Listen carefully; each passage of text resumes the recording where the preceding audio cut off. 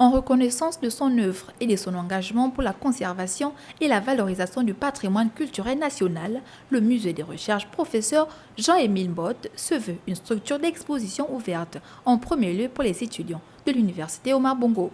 Pour le recteur de la première université du Gabon, en dehors du côté académique, le volet culturel mis en avant par ce musée trouve toute son importance dans le contexte actuel où la culture permet à chacun de retrouver son identité. L'éducation, c'est d'abord et avant tout la culture.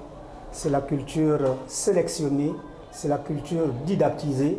Et il est inconcevable qu'en mettant en place 2 masters qui sont essentiellement orientés vers la muséographie, que nous ne puissions pas avoir un outil pratique qui puisse permettre donc à nos étudiants de toucher du doigt la réalité de la culture gabonaise. Ce projet a bénéficié du soutien de l'ambassade de France au Gabon pour accompagner le pays dans la structuration de la filière conservation et valorisation des biens culturels pour un patrimoine partagé et durable. C'est un très beau projet que de faire un musée d'application et qui permette de former des jeunes, des étudiants sur des métiers qui sont plus que jamais des métiers d'avenir. Ce musée de recherche qui porte le nom du professeur Jean-Émile Mbott est une aubaine pour les étudiants des départements muséologie et conservation du patrimoine. D'ailleurs, eux-mêmes en témoignent.